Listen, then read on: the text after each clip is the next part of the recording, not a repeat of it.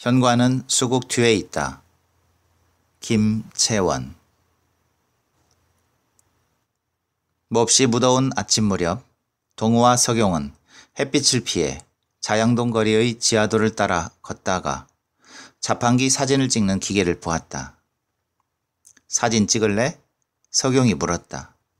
아니, 동우가 대답했다. 두 사람은 자판기 사진을 찍는 기계에 들어가 자판기 사진을 찍었다. 플래시가 터지는 기계가 아니었는데도 어째서인지 얼굴이 전부 하얗게 뭉개져 있어 두 사람은 사진을 오래 들여다볼 것도 없이 각자 주머니에 넣고 다시 걸었다. 창문만 보면 뛰어내리고 싶게 만드는 약이 있대. 석용이 말했다. 그걸 먹게 되면 창문을 볼 때마다 웃으면서 전력으로 달려간다는 거야. 뛰어내리려고. 기분이 어떨까? 아무래도 이상하겠지? 영영 안 올 줄 알았던 사람이 저편에서부터 성큼성큼 다가오고 있는 것처럼 느껴지는 거겠지. 창문이 마치 그 사람이라도 되는 것처럼 성큼성큼. 성큼성큼이라는 말을 하면서 석용은 보폭을 크게 하여 동호를 앞질렀다. 가스를 마시는 것과는 차원이 다르대. 그런 건 그냥 애들 장난 같은 거고 이건 장난이 아니라는 거야. 진심 같은 거지. 진심은 아니고 진심 같은 거, 더 좋은 거. 석용의 말을 듣고 있던 동호는 잠깐 딴 생각을 했다. 그것은 1층에 대한 생각이었다. 창문을 보고 전력으로 달려가 바깥으로 뛰어내렸는데 그곳이 겨우 1층이었다면 기분이 어떨까? 아무 일도 없이 바닥을 딛고 서 있는 두 발을 내려다보게 되면 어떤 기분일까? 동우는 아무 일도 없이 바닥을 딛고 서 있는 자신의 두 발을 내려다보면서 고개를 갸웃거렸다. 아무래도 이상하겠지? 실망이 너무 커서 어리둥절하기도 하겠지. 뭐야? 18 이게 뭐야? 내 말 듣고 있어? 석용이 물었다. 아니, 동우가 대답했다. 두 사람은 약속 장소에 조금 늦게 도착하여 성아에게 사과를 했다. 늦어서 미안. 잘 왔는데 왜 사과를 하냐? 늦어서. 괜찮아. 동우와 석용과 성아는 약속 장소로 정해두었던 양철 광고판 앞에 모여 땀에 젖은 얼굴을 찡그리고 얼마간 서 있었다. 가까이에 빨래방이 있어 장미 문양이 인쇄된 산호색 비닐에 납작하게 말린 옷가지나 이불을 가득 담아 나오는 사람들이 종종 보였다. 싸구려 세제 냄새, 지름길, 굴착기 소리. 세 사람은 눈에 보이는 것을 순서 없이 구경하고 나서 본 것들을 전부 잊어버렸다. 제 동생 어디로 갔는지 알아요? 킥보드를 탄 아이가 물었다. 알아. 세 사람이 대답했다. 그런데 기억이 안 나. 세 사람은 걸었다. 은행나무 아래를 지나서 공영광장에 들어서자 음수대에 반사된 햇빛이 세 사람의 얼굴을 환하게 비추었다. 세 사람은 누군가 자신의 얼굴에 일부러 자꾸 햇빛을 비추는 것 같아 주위를 둘러보았다. 아는 얼굴이 없었다. 배를 다 드러내고 벤치에 누운 늙은 남자가 혼자 웃고 있을 뿐이었다. 야, 너희 이것 봐라. 세 사람은 남자가 보여주는 몇 개의 흉터를 보았다. 담배로 지졌나? 석용이 혼잣말을 했다. 그게 아니야. 내가 쓸개 수술을 받았거든. 남자가 말했다. 다 나았네요. 동우가 말했다. 맞아, 멋지지? 남자가 물었다. 멋지네요. 성아가 대답했다. 세 사람은 다시 걸었다. 세 사람의 옆으로 네 사람의 남자와 두 사람의 여자, 그리고 모자를 쓴 도장공이 지나갔다. 이대로 광장의 중심에서 비켜나 조금 더 걸어가면 오래된 공터와 농구대가 나타날 것이었다. 농구대가 눈앞에 나타나면 농구대의 둥근 태에 매달린 과거의 기억들을 새롭지 않게 떠올릴 수도 있을 것이었다. 탈구된 팔다리, 체육시간, 푸른 뜰, 철봉들, 작은 아코디언, 배앓이, 식곤증, 포도당 알약들. 그러나 세 사람은 거기까지 걷지 않았다. 세 사람은 걷다가 멈추어 섰다. 술 자국이 묻은 담장 너머에서 피아노 소리가 들렸다. 바이엘 3권이네. 성아가 말했다. 바이엘 3권. 오른손으로 건반을 4번 누를 때 왼손으로는 12번을 눌러야지. 동우와 석영과 성아는 모두 같은 목소리를 떠올렸다. 그것은 교정시설에서 음악 수업을 담당하던 여자의 목소리였다. 시간이 많이 지났는데도 여자의 목소리는 잡음이 섞이는 일 없이 세 사람의 머릿속에서 여전히 선명했다. 바이엘은 보통 초등학생 때나 배우는 거야. 너희는 지금껏 뭐 했니? 학교에서 병신같이 친구들 괴롭히는 짓 말고는 할 줄 아는 게 아무것도 없었지? 하하, 정말이야. 성아가 웃었다. 재미있어? 석용이 물었다. 아니, 성아가 대답했다. 오늘은 평일이었다. 토요일, 일요일, 공휴일이 아닌 날. 아무 날도 아닌 날. 동우와 석영과 성아는 친구인 유림이 새벽 일찍 자살했다는 연락을 받고 다시 서로에게 연락을 하여 만나기로 했다. 먼저 메시지를 보낸 것은 성아였다. 일하냐? 아니. 만나자. 그래, 근데 너 지금 누구한테 만나자고 하는 거야? 너. 나? 아니, 둘 다. 너희 어디야? 얘네 집. 뭐 하는데? 게임 중이야. 방금 우리 건물에 소음을 내는 세입자가 들어왔어. 이거 쓰레기차 비워야 하나? 비우지 마. 그게 무슨 게임이야? 프로젝트 하이라이즈. 바깥에서 만나기로 한 세 사람은 만나서 무엇을 할 것인지에 대해서는 따로 이야기하지 않았는데 그것에 대해서는 따로 이야기하고 싶지 않아서였다. 뭔가 좀 이상하다. 석용이 말했다. 비가 온다고 했는데 비도 없고 엄청 덥기만 하다. 석용이 고개를 들어 하늘을 보았다. 여름은 원래 더워. 동우가 말했다. 그렇게 이상한 일은 아니야.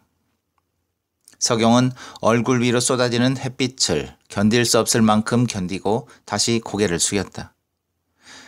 시야에 남은 태양의 잔상이 눈을 감았다가 뜰 때마다 조금씩 흐트러졌다. 야, 뭔가 좀 이상하다. 이렇게 더운데 성질나게 계속 걸을 거야? 성아가 물었다. 밥 먹자. 동우가 대답했다. 세 사람은 보행로 주변에 자리 잡은 간이식당에 들어가 백반을 시켰다. 닭강정 먹고 싶어. 석용이 말했다. 나는 냉동 피자 먹고 싶다. 파인애플 들어있는 거. 성아가 말했다. 동우는 말없이 서랍에서 젓가락을 꺼냈다. 천장 모퉁이에 비스듬히 달린 선풍기가 일정한 간격으로 소리를 내며 돌고 있었다. 가게의 주인이 주방 바깥으로 얼굴을 내밀었다. 이른 아침이라 문을 연 지 얼마 되지 않아 백반이 나오기까지 시간이 꽤 걸린다고 했다. 동우와 석용과 성아는 백반이 나올 때까지 얌전히 기다리겠다고 말했다. 그 정도야. 성아는 살균기에 들어있던 컵을 꺼내 물을 담아 마셨다. 동우는 차가운 물이 담긴 컵을 건네받아 뺨에 대고 열을 식혔다. 석용은 바닥에 떨어져 있는 동전을 주워 식탁 위에 놓았다. 돈 주었다. 석용이 말했다. 동전이야. 성아가 말했다. 그럼 이거 내가 다 사는 거지? 동우가 물었다. 그럼 내가 다 사지. 석용이 고개를 끄덕였다. 빌린 돈 안 갚아도 되고. 세 사람은 입을 다물고 백반이 나오기를 기다렸다. 동우와 서경은 옆자리에 앉은 남자들이 젓가락으로 두부를 네 등분으로 잘라먹는 것을 보았고 성아는 보지 못했다. 성아는 카운터에서 배즙을 판다는 글씨를 읽고 있었다. 배상자, 알코올 버너, 냉장고, 모기향, 메가 음료, 옥수수 튀김, 직접 재배한 재료들만으로 만든 햇배 배즙합니다. 세 사람은 백반을 다 먹고 식당이 나올 때까지 말을 하지 않았다. 얼마 빌렸는데? 동우가 물었다. 3만 원. 서경이 대답했다. 세 사람은 유리멸 대신하여 원룸에 남아있는 물건들을 정리하기 위해 역까지 걸어가다가 누군가 일반 호출로 예약해둔 우버 택시를 발견했다. 그것을 몰래 빼앗아 탔다. 성아는 택시를 예약한 사람이 뒤돌아올 것도 같아 뒷좌석에 앉아 뒤를 돌아보았다. 정말로 누군가 달려오고 있었다. 온다, 온다. 성아가 들뜬 목소리로 말했다. 누가 와? 서경이 성아가 보고 있는 쪽을 함께 돌아보며 물었다. 두 사람은 남자가 다가오는 모습을 지켜보았다. 어떤 것이 속임수라는 걸 알게 되어도 그것에 속으려는 마음이 남아있다면 언제라도 다시 속을 수 있다고 평소에 두 사람은 생각했다. 더 빨리 와야지.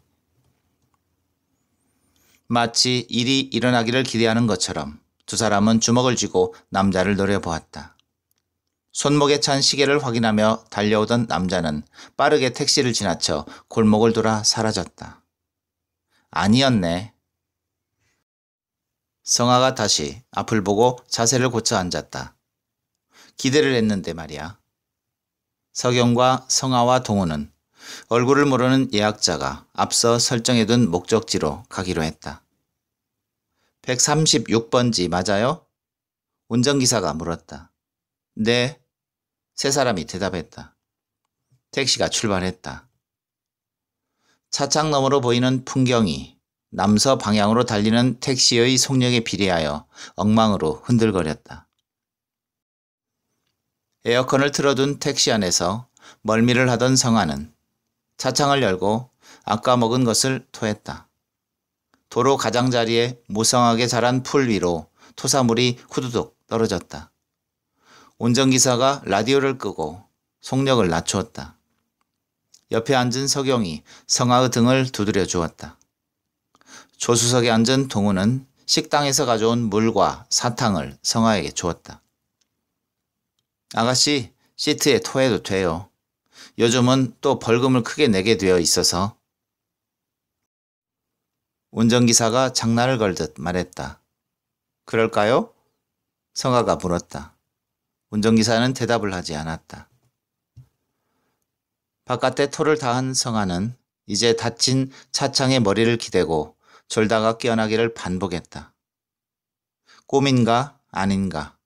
성아는 싱거운 맛이 나는 사탕을 입안에서 굴리는 동안 그것에 대해 생각하다가 완전히 잠에 들었고 완전히 잠들었기에 꿈을 꾸지는 않았다. 꿈을 꾸고 있는 것은 서경이었다. 어둡고 조용한 밤이었다. 서경은 바람이 흩어지는 소리를 입으로 따라하며 걷고 있었다. 처음에는 건초더미가 보이는 들판을 걷고 있었는데 어느새 두 발이 거리에 놓여 있었고 서경은 그것을 당연하게 여겼다.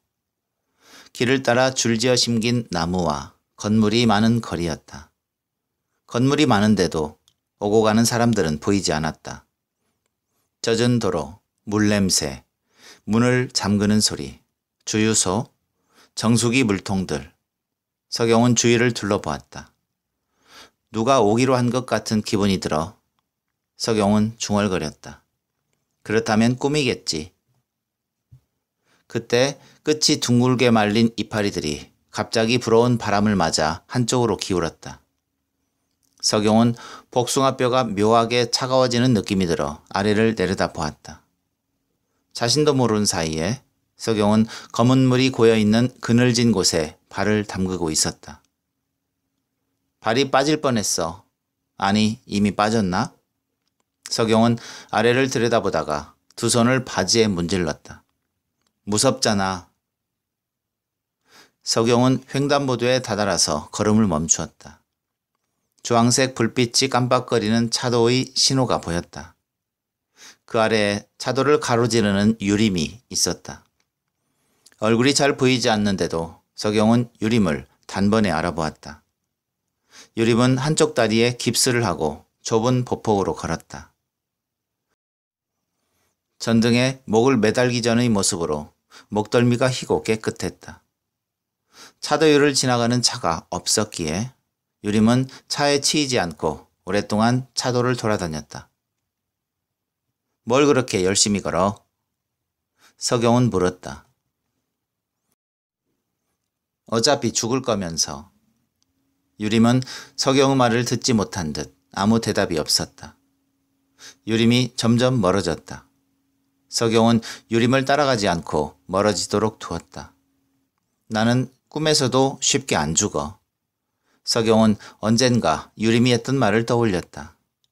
만약 가능하다면 유림이 죽은 뒤에 자신이 무엇을 생각했고 무엇을 보았고 어떤 소리들을 들었는지, 우리가 무엇을 먹었고 얼마나 걸었고 어떤 말을 하고 싶었는지에 대해 말하고 싶다고 석용은 생각했다. 그런데 기억이 안 나. 석용은 별다른 과정 없이 잠에서 깼다. 여기는 136번지가 아니고 135-2번지인데? 네, 여기에요. 세워주세요. 택시가 멈추었다. 세 사람은 돈을 지불하고 택시에서 내렸다. 아주 멀리 온 것은 아니었기에 눈에 보이는 풍경이 바로 전 보았던 풍경과 크게 다르지 않았다. 그러나 처음 와본 곳이었다. 임대 표지가 있는 커다란 건물 지하에 식자재 마트가 있다는 것을 알게 된 세 사람은 시원한 곳에 들어가고 싶어져 폭이 좁은 에스컬레이터를 타고 아래로 내려갔다.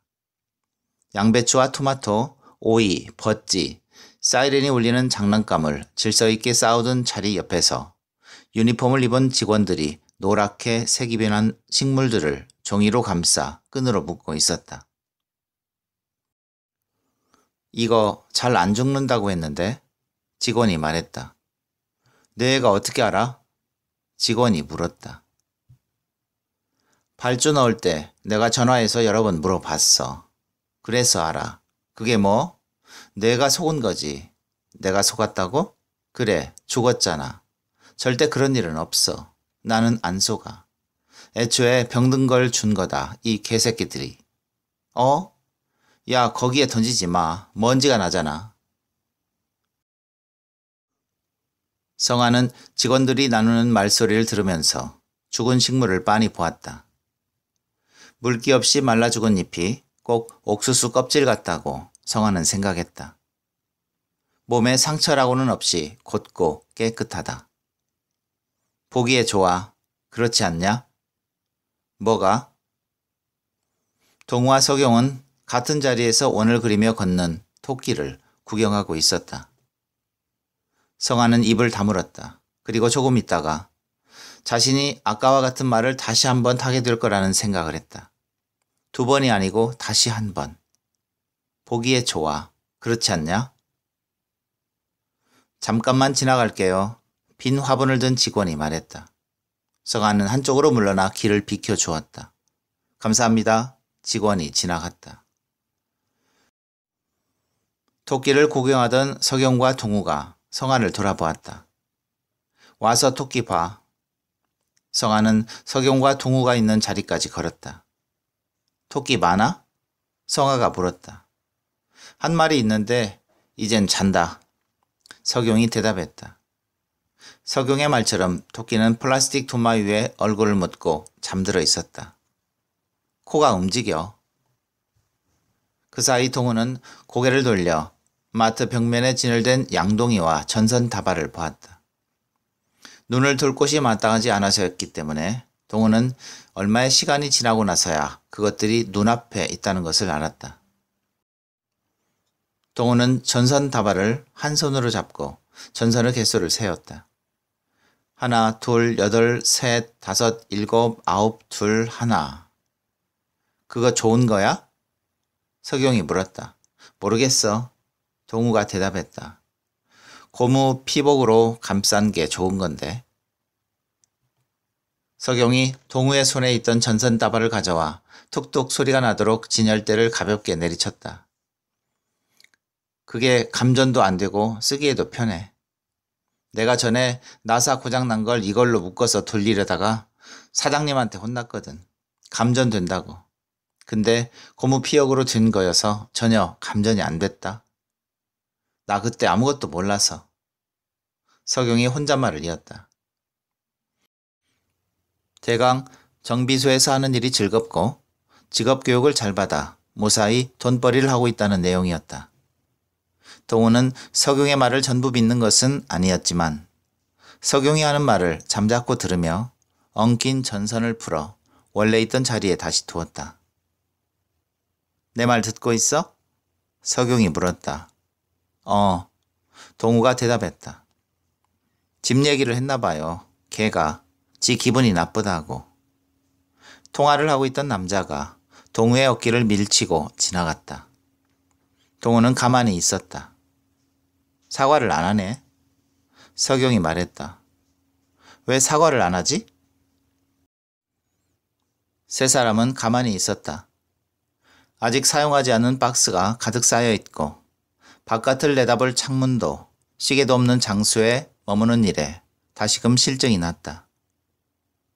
들어야 할 나쁜 소식을 듣지 않으려고 열려있는 문 앞을 서성이며 매일같이 그곳을 지키고 서 있는 기분이었다.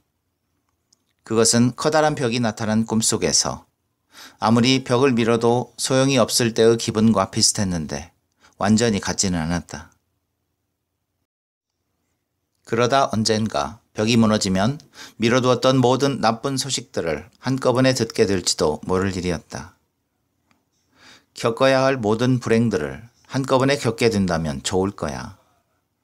치료할 것도 없이 단번에 죽게 될 거야.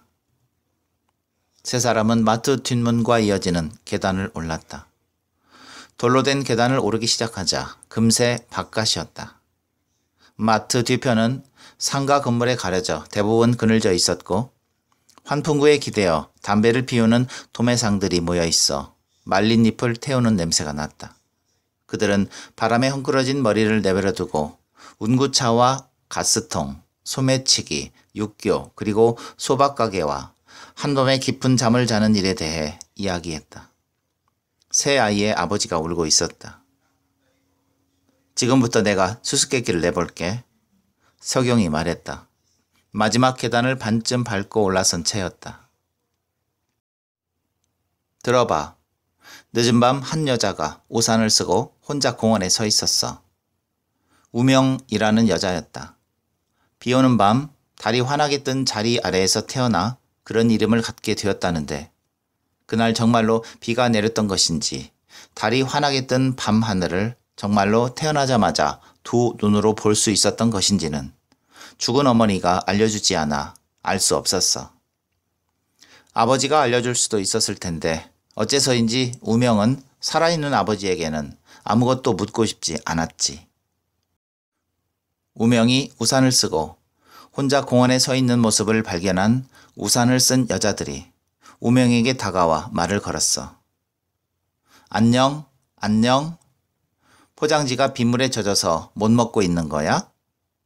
여자들은 모두 술에 취해 있었고 우명의 팔에 매달려 우리 여기서 달리기 한 번만 하자. 달리기 한 번만 하자 하고 마치 으름장을 놓듯이 말했는데 정말로 달리기를 하지는 않았어. 우명은 한 번, 두 번 가만히 듣고만 있다가 그것이 이상하다 생각되어 어째서 달리기를 하지 않냐고 물었지. 달리기를 하자고 하고서 저기까지 전력으로 달려가 저 불어난 깊은 강물에 금방이라도 몸을 빠뜨려 죽을 것처럼 굴면서 어째서 정말로 달리기를 하지는 않냐고 말이야. 그러자 여자들은 크게 웃었어. 즐거워서가 아니라 즐거워야만 해서 그런 것 같았다. 여자들은 대답을 하지 않고 떠났어.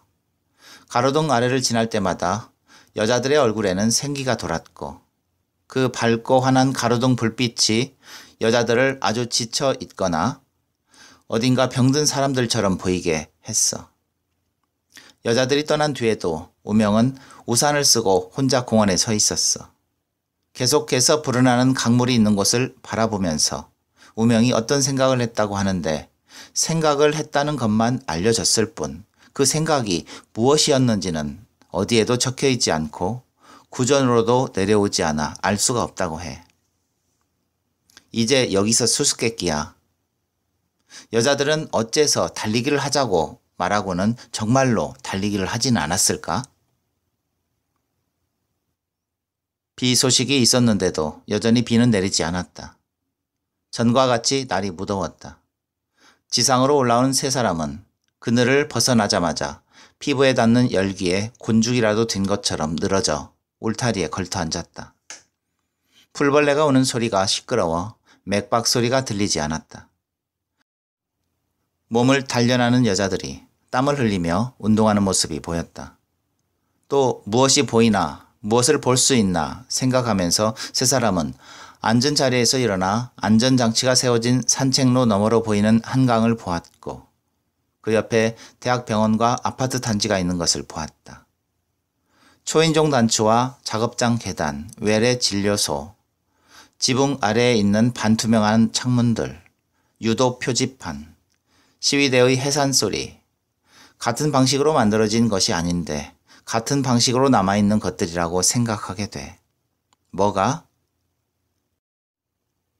세 사람은 왜 그것들을 보고 있는지 잘 모르고 서서 언제 고개를 돌려야 하는지 모른 채로 그것들을 보고 있다가 피곤한 듯 고개를 떨구었다. 너무 덥다. 석용이 말했다. 저기 밑에 아파트 이름이 뭐야? 성아가 물었다. 몰라, 안 보여. 동우가 대답했다. 자전거를 탄 학생들이 뜨겁고 습한 바람을 일으키며 방향을 비틀어 세 사람의 앞을 지나갔다. 중국인들이 저기 많이 살아. 석영이 말했다. 낮에 와서 주소지 적고 간 거 보면 걔네 차 좋은 거 많이 탄다. 석영은 정미소에 값비싼 차를 맡기고 수리기간에 대해 따져 묻지 않는 중국인들을 포치라고 불렀고 그들을 좋아했다. 수리기간을 길게 늘려 말하고 늘려 말한 그 기간 동안 몰래 차를 운전할 수 있어서였다. 걔네는 돈 벌고 쓰는 일 말고는 하나도 몰라. 웃기게 말하네. 그거 말고 다른 것도 알아야 되냐? 성아가 물었다. 성아의 물음에 석용이 짧게 웃다가 말았다. 알아야지. 석용이 대답했다. 그거 말고 다른 것도 당연히 알아야지. 좆같게 뭘 물어? 니네 싸울 거야? 동우가 물었다. 아니, 두 사람이 대답했다. 화해했어. 세 사람은 다시 걷기 시작했다. 세 사람은 자판기에서 탄산이 있는 음료수를 한 개 뽑아 나누어 마셨다. 세 사람은 약국에서 약봉지를 들고 나오는 노인들을 보았고 연달아 이어지는 알 수 없는 기계음을 들었고 빈 페트병을 번갈아 나누어 들고 걷다가 공을 주우러 가는 아이와 아이의 엄마에게서 나는 익숙한 세정된 냄새에 잠깐 동안 유림을 떠올리게 되어 뭐야, 어디에 있는 거 아니야? 주위를 둘러보다가 그런데 너는 새벽에 어디에 있었어?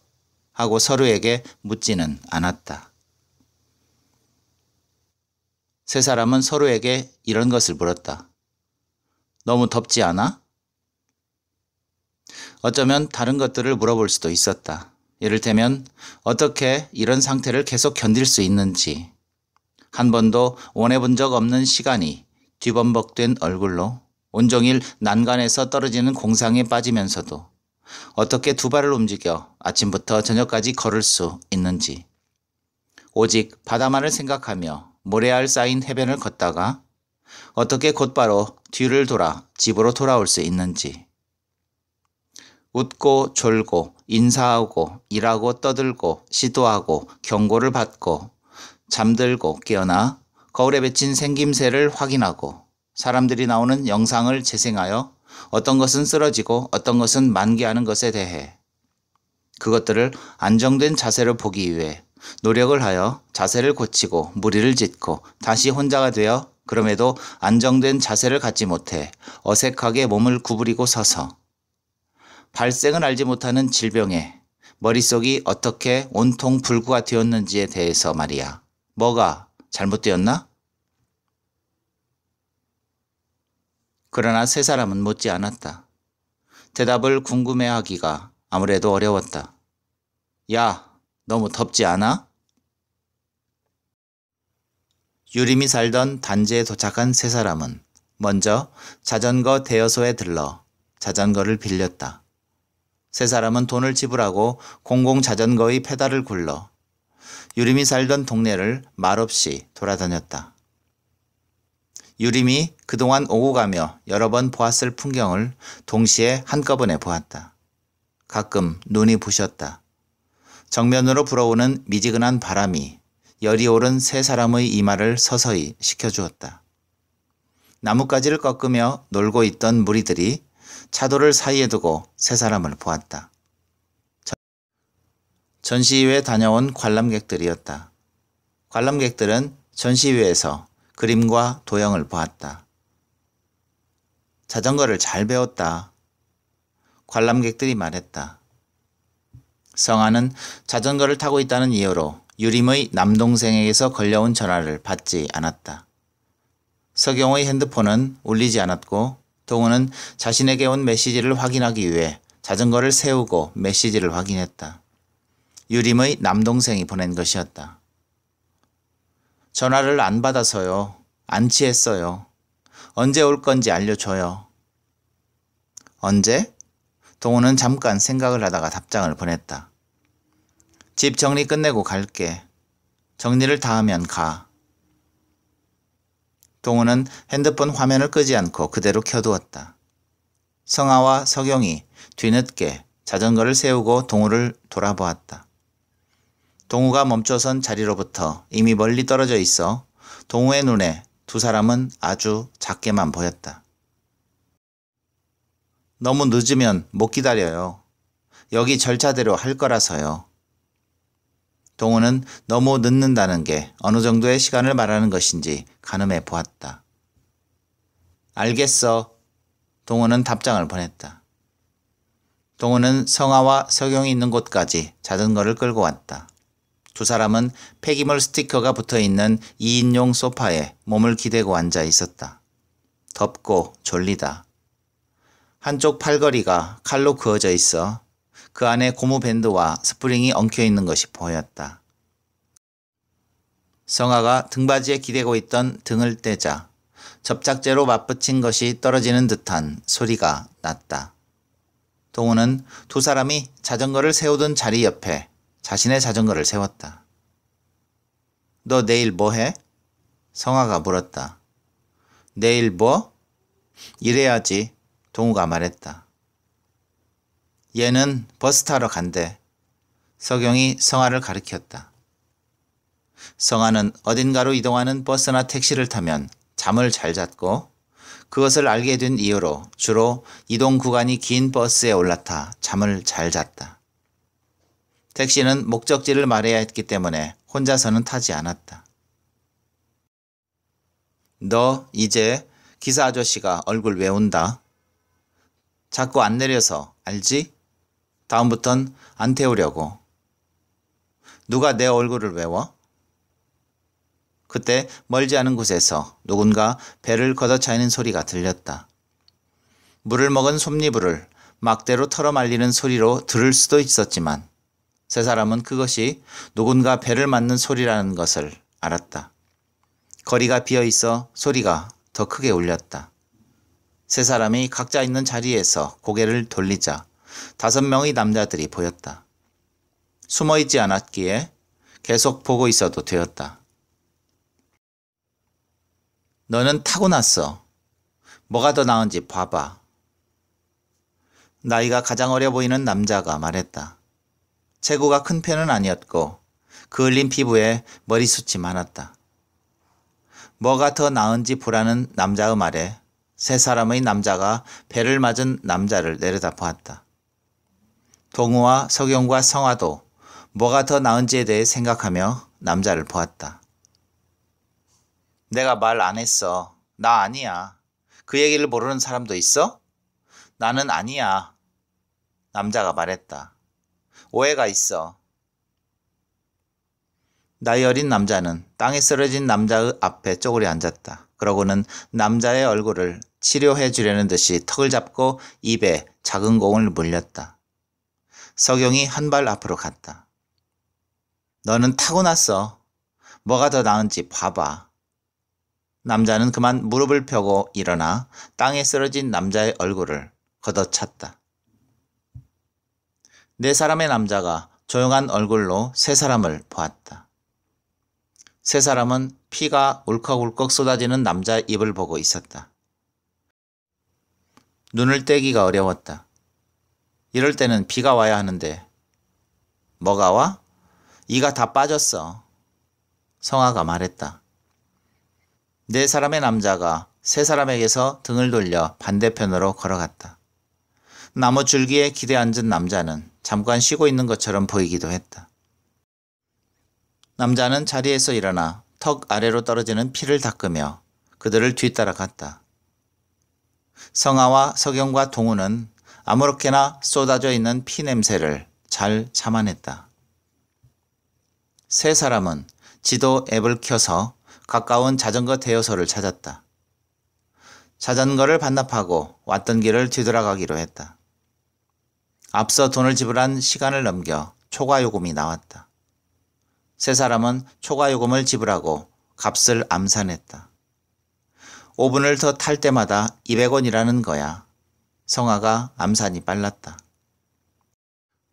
세 사람은 대여소 근처의 은행을 지나가다가 문 앞에서 걸음을 멈추었다.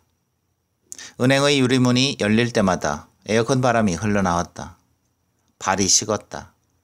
세 사람은 유리문이 열렸다가 닫히는 모습을 보면서 동시에 열린 문 사이를 오고 가는 사람들을 보았고 담배를 피우지는 않았다.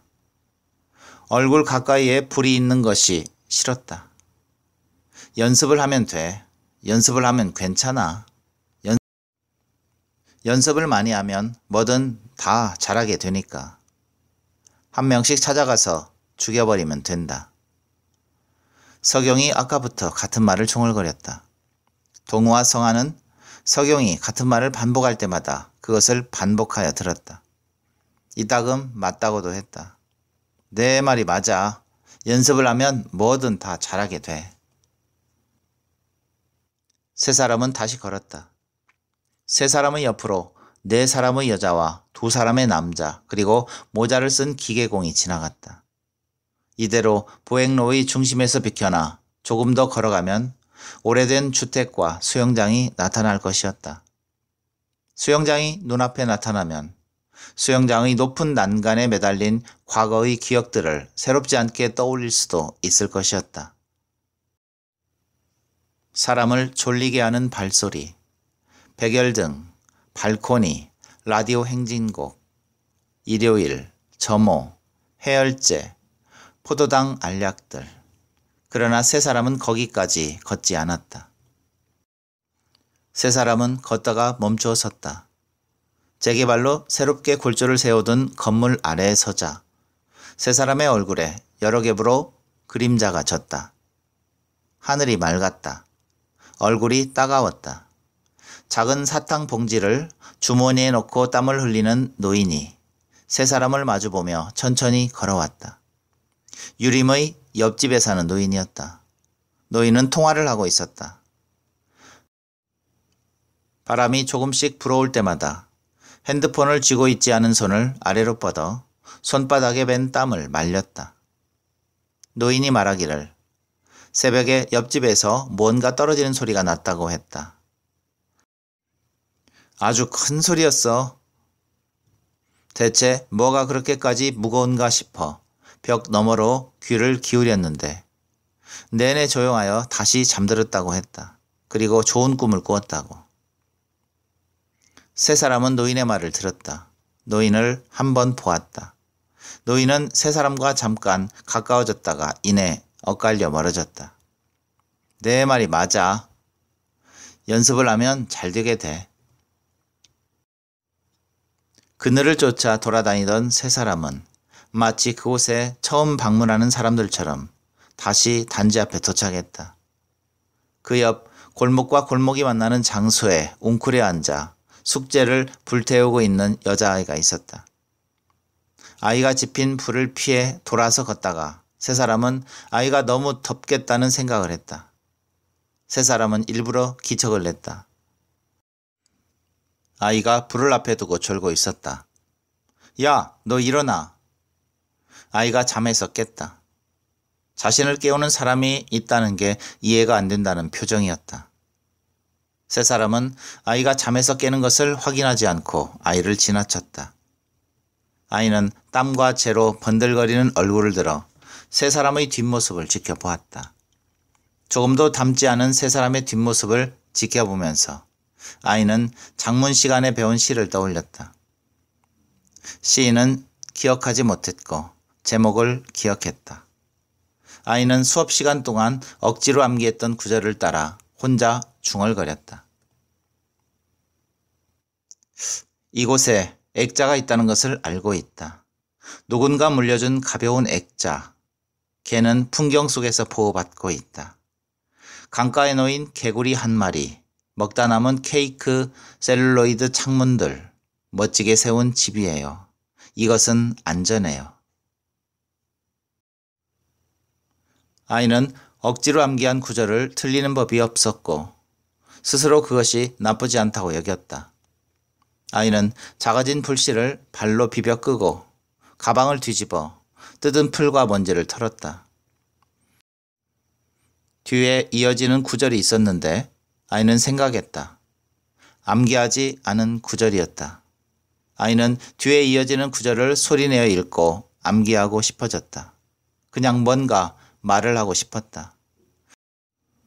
그러나 시를 외우는 것은 아이의 숙제 중 하나였기 때문에 시가 적힌 종이는 이미 불에 타 사라진 뒤였다.